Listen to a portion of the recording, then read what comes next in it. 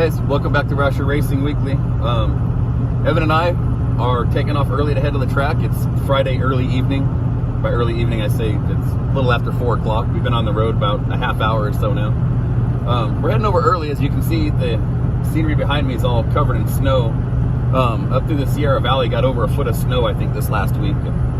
I don't really want to battle the roads and throw chains 3 or 4 times off and on to get to the track, so we threw Evan's cart in the back of the truck, packed up what parts we were hoping the little parts we're going to need, and Evan and I are going to go make the best of it. So yeah, Evan, show them around here a little bit and show them the scenery. So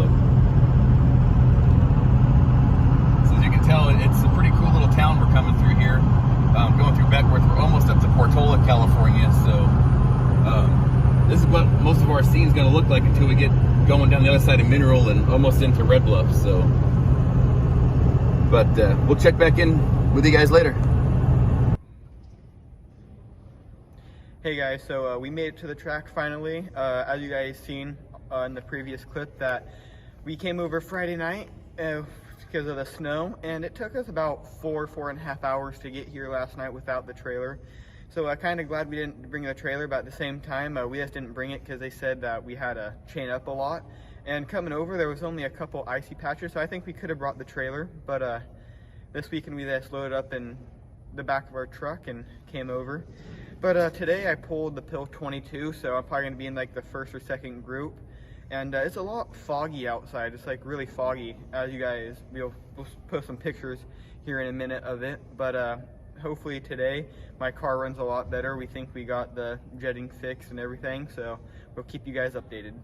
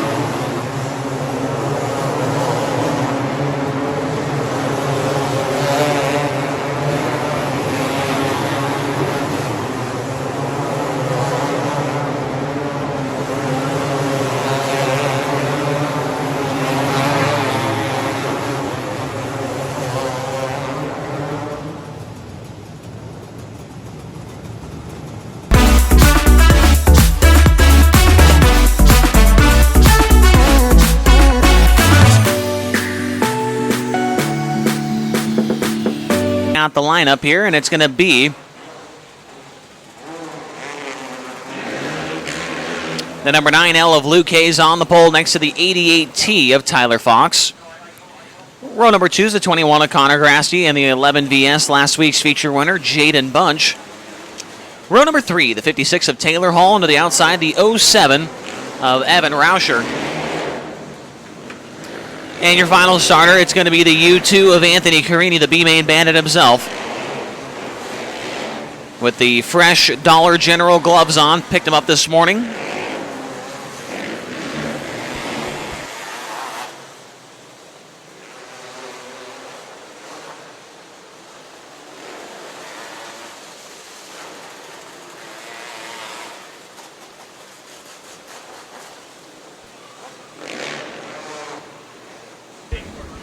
Here we go, 7 starters, top 4 going to the main event.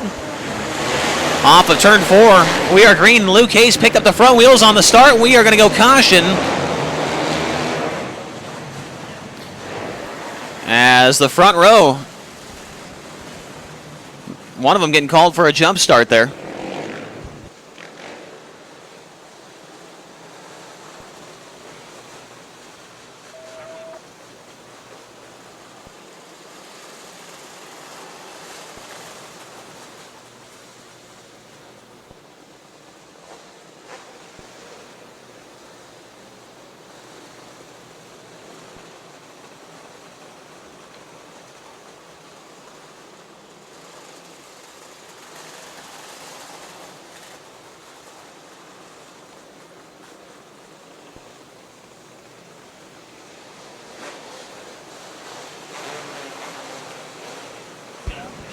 Here we go. Connor Grasty and Tyler Fox. Down the front stretch. Good start that time. Oh, Taylor Hall is going to go around. Anthony Carini sneaks on by. Tyler Fox is your leader. Connor Grasty, Jaden Bunch, Luke Hayes in the top 4 spots right now as everybody goes around the stopped car of Taylor Hall.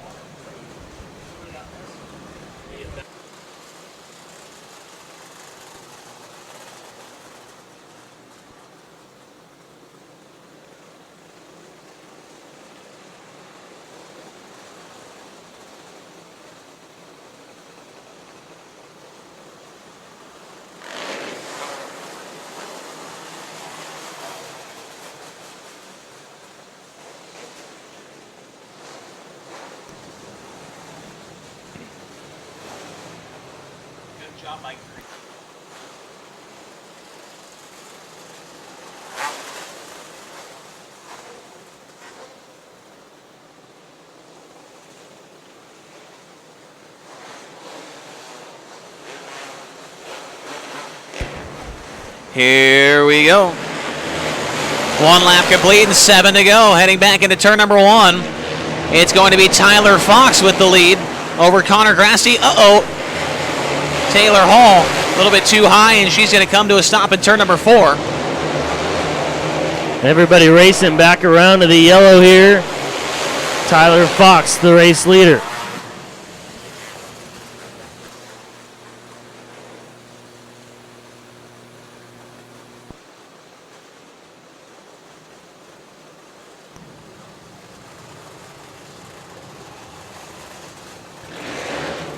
So 56 at Taylor Hall will exit in turn number 3. She'll head off to the B main event later tonight. Tyler Fox, the race leader with 3 laps completed. Connor Grasty in 2nd, Jaden Bunch 3rd, Luke Hayes in 4th. Then Evan Rauscher 5th and Anthony Carini in 6th.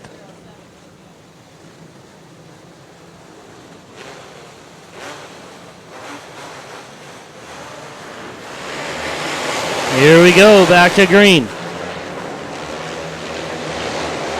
Top side of the racetrack, Tyler Fox leads the way. Here comes Connor Grasty on the bottom. Jaden Bunch and Luke Hayes get together off of turn number 4, and Hayes comes to a stop.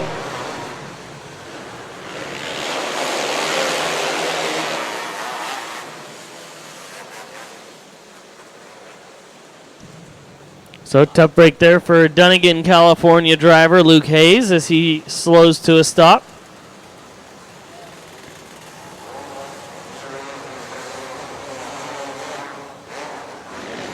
We'll see if the U2 of Carini employs the same strategy here. He's been letting everybody go by to start at the rear of the field. He's going to be on the bottom of the last row for the restart. Looks like that's where he'll stay.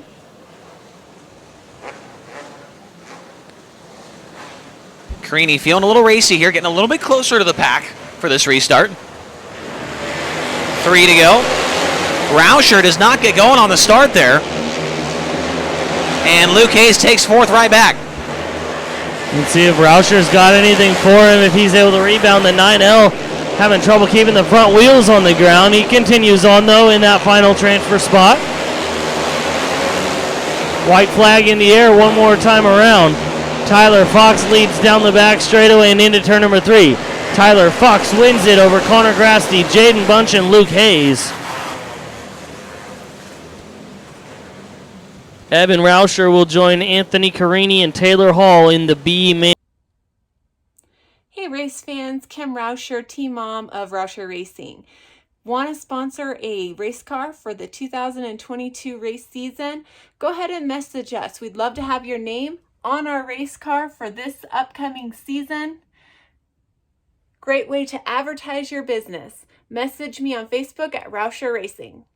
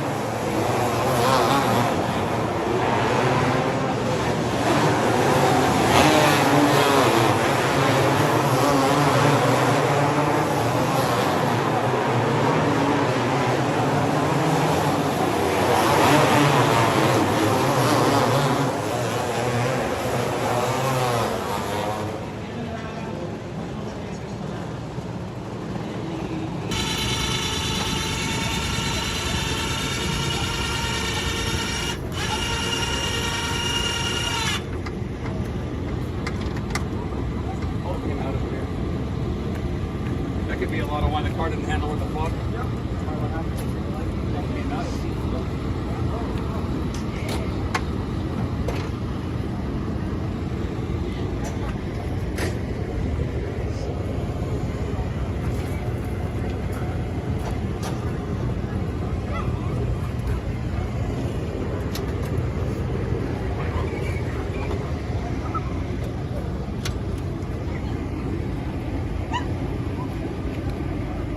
Because the seat's floating, I think it's hitting the shifter. I can't get out of here.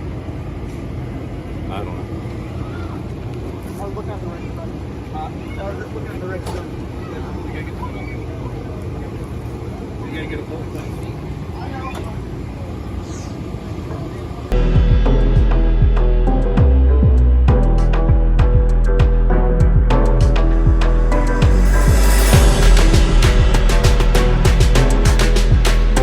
The track now.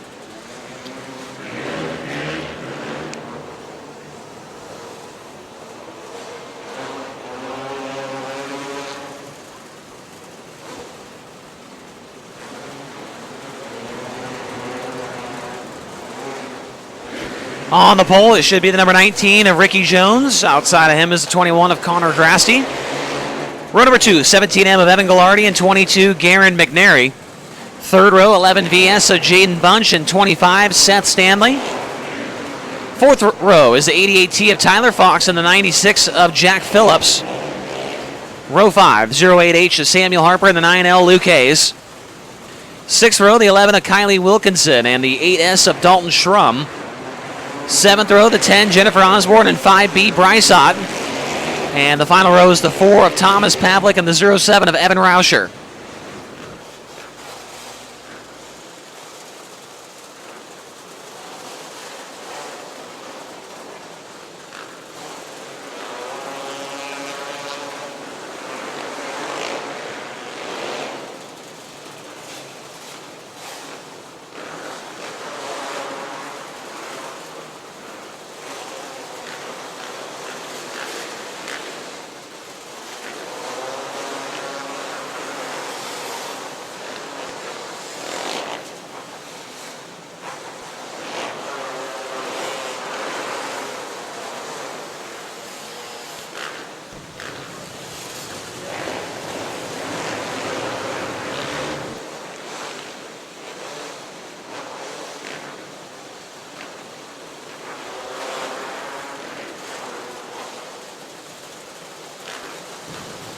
Whole field just about set here. Ricky Jones lining up on the pole, looking for his first career Outlaw Kart win. He'll line up alongside of the 21 of Connor Grasty.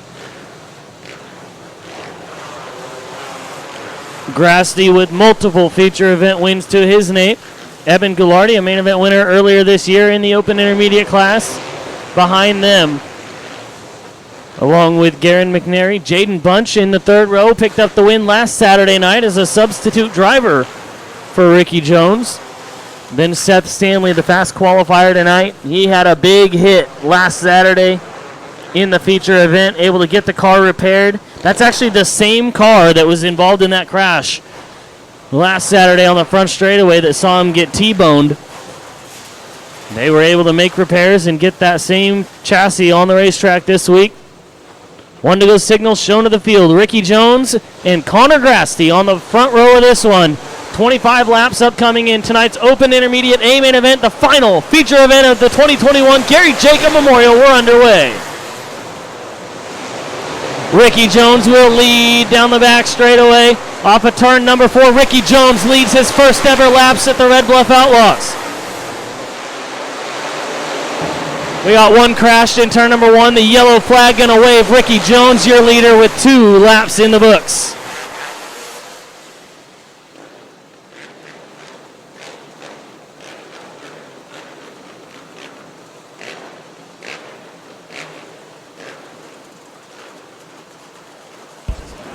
The 5B of Bryce Ott is stopped in turn 1.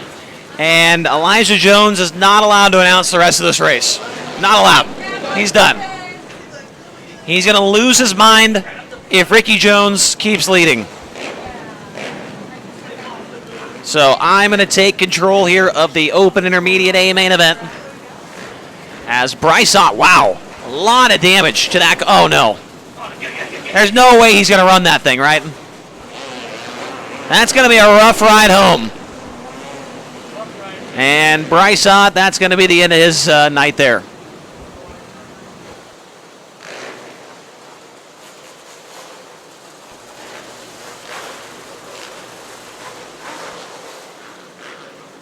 All right, here we go. Ricky Jones going to choose the top of the racetrack for the restart.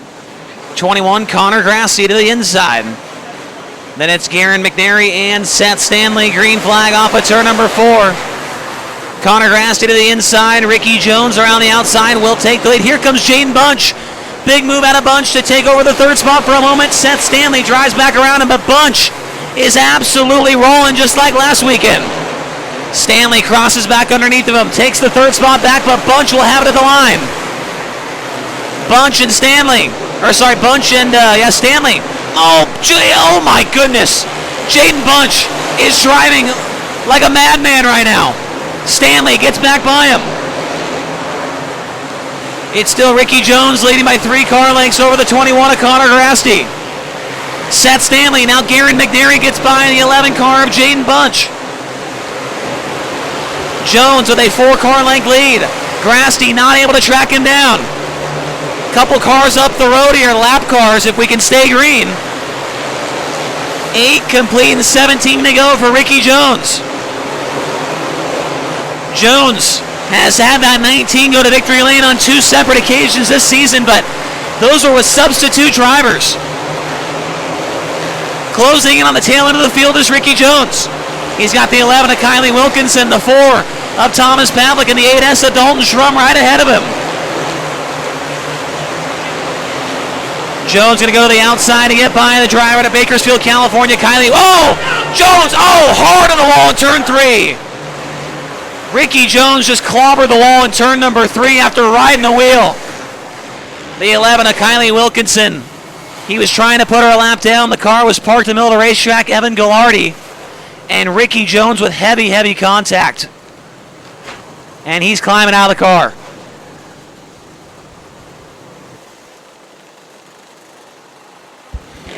All the officials checking on Ricky Jones to make sure he is okay.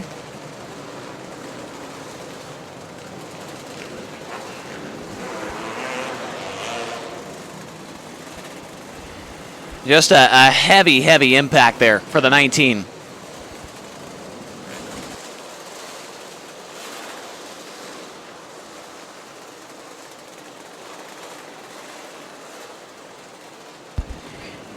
And Ricky Jones is climbing out of the race car, ladies and gentlemen. An absolutely horrific accident in turn 3. And he is slowly but surely getting out of that car, and he is okay. And there's Elijah right there. Elijah ran from up here all the way down there to help Ricky get off the racetrack, and you could tell he's upset. And that's going to hand the lead right to Connor Grassi as we take a look at the United Well Services replay. There's Evan Ghilardi parked right in the middle of the racetrack. You'll see Ricky Jones come into your screen on the right side. And right about there, just an absolutely enormous impact. And that is a great deal that safer barrier is there. That was just implemented a few races ago, and that would have been a concrete hit right there for Ricky Jones. That would have been head on into the concrete, but luckily he hit that plastic wall over there, which made it hurt a little bit less. Anyways, the 21 car, Connor Grassi is the leader, followed by the 25 of Seth Stanley, the 22 of Garen McNary, the 96 of Jack Phillips, and the 10 of Jennifer Osborne, the top 5. Osborne, the winner of tonight's B main event, has made her way up nicely through the field.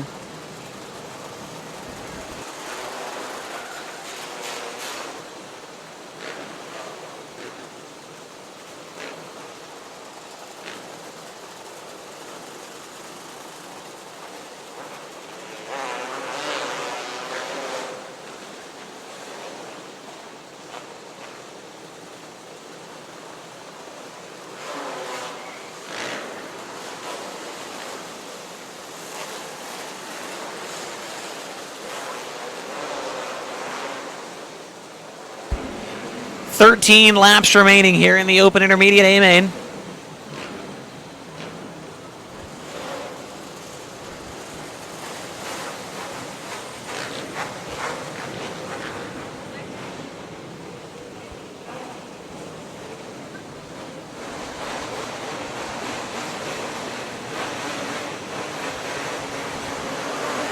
Back to the restart zone, and we are underway.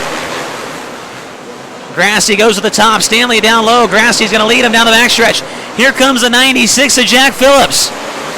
Phillips, the first time we've seen him all season long, and tonight a substitute driver for Tate Palmer, doing a great job.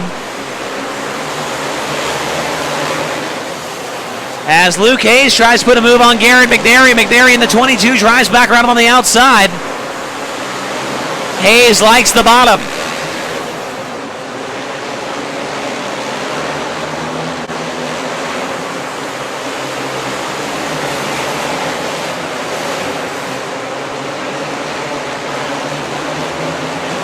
There's Connor Grasty. 3 or 4 car length lead over the 25 of Stanley once again. There will be a lap car to deal with. It is the 11 of Kylie Wilkinson. 8 to go, and Grassi will for sure catch up to the slower car. Stanley trying to put together the rebound of the century after nearly breaking his legs last week in a terrible crash on the front straightaway. Looking to track down the 21 of Grassi and put her in victory lane. There's Jennifer Osborne sliding by the 9L Luke Hayes. Hayes gets back by now. The 08 of Samuel Harper's there as well. 3-car battle going on for 5th.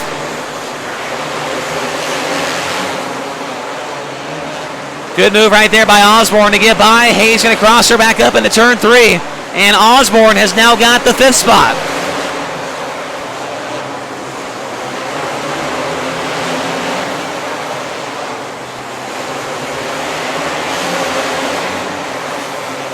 White flag is out for Connor Grasty. Grasty off at turn 2 down the back straightaway. It's going to be his first win of the season in the OI class. Connor Grasty gets the win. Seth Stanley, Jack Phillips, Garrett McNary, and Jennifer Osborne, the top 5 here tonight.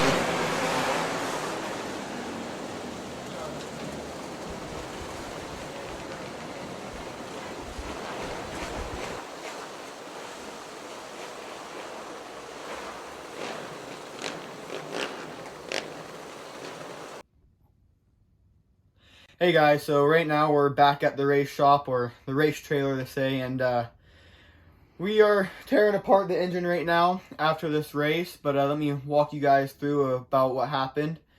So in the heat race, the car still has this really bad hop or whatever, so it was kind of hopping towards the end of the race, and the 9L ended up spinning out, and so I got to 4th, which was the last transfer. And then apparently if you spin out or whatever and we race back to the yellow, you get your lap back. You just have to go to the back of the field. So the 9L just went to the back of the field and ended up passing me because my car just got like super tight. And started hopping, I believe, is when he passed me, and ended up getting 5th. I missed the transfer by 1 again, so I had to run the B main. And at Red Bluff, if you miss the transfer by 1, that doesn't determine anything where you start in the B main. They line everything up by qualifying times. So I started towards the back. I think I started at 6th in the B main. And going to turn 1, and this kind of driven in there a little too hard and got up in the cushion, and it pulled me in, hit the wall. I just did a little Tommy tip over, which really sucked because it tore the right front up and made it really hard to drive for the next laps until the 56, I think it was, hit the wall and we had a red. So they were able to push me to the hot pit, and I was able to work on my car, and my dad and my uncle fixed the right front, and we got me back out there, and I ended up finishing 4th with the messed up car, so got the last transfer into the A main, so I think I started 16th again. And the car, it was good at first until I think it was like the tires just started heating up, and the engine just got hot. And a couple weeks ago, in the main event, I looked down at my temp gauge, and it was at 250, which is maxed out on the temp gauge. And you're supposed to be around 150, 175. And I was at 250, so then I was just like, well, it was already too late. I couldn't pull off or anything, so I just kept on running it because it was already, damage was already done if I did any. And so once we got to this little break, we took the cylinder off, and we seen that it was warped when we took the head off. So we pulled everything off and we shipped it out to go get fixed. So hopefully that will fix my problems with the hopping. So we're thinking that I just wasn't making enough power, and the tires just wanted to grip up too much, and it just caused me to hop. So hopefully doing this will get rid of my hop and make me faster. But as we can see down there, we can show you guys what it looks like with the cylinder off. The next race is still about a month away from now, so still got quite a bit, but hopefully when we go back, the car will be all fixed and we won't have to battle the hopping issue anymore. Welcome back, race fans. I am Kim and this is Mom's Corner. As you can see, I didn't go to the track on the December 18th race. Christmas season for me at the shop and getting ready for all the orders that needed to go out for Christmas. So the boys kind of went down there by themselves. As you've seen with Evan earlier, he was telling you about his engine. We are very hopeful this is going to fix his engine. There's a couple different things you can do when your cylinder is warped like his is. His is just worn. We knew that this was a possibility in the Cycleland season. We sent it to our engine builder, Jim Zimmerman, up at Straight Up Performance in Idaho. And he had told us that we were right there where he might have one more adjustment with his piston size. So we knew that there was a possibility that he needed a new sleeve. We found Eric Gore Racing back east, and they are the ones that have gotten the cylinder. It's really hard for Evan's year of engine to find somebody who has a sleeve in stock and can do it in a timely manner. Everybody's about 3-4 months out to get the sleeves done. So he is actually just going to re-Nicosil the inside of that. He's going to build it back up so we can kind of start over again. You kind of have a couple different options where you can bore that cylinder too. So we're going to kind of get him closer to stock. He was maxed out at a 2 mil over for his piston, so we're hoping this will give him the power he needs. We think he did amazing with what he had. Poor kid struggled. You can tell that he just didn't have the engine to keep up there towards the end. It was very disheartening. He did kick a chain in the A main event, so he didn't finish that last race. So that's why he moves to the infield, is because he kicked that chain. So again, we don't race until the 18th of February. That's the 18th and 19th. That's a 2-day show. And then I think we race through until West Coast Nationals. So this will be our last big break, and then West Coast Nationals. So we are excited. We're looking forward to that. So we're just gearing up, getting ready, and we will see all you guys back in February.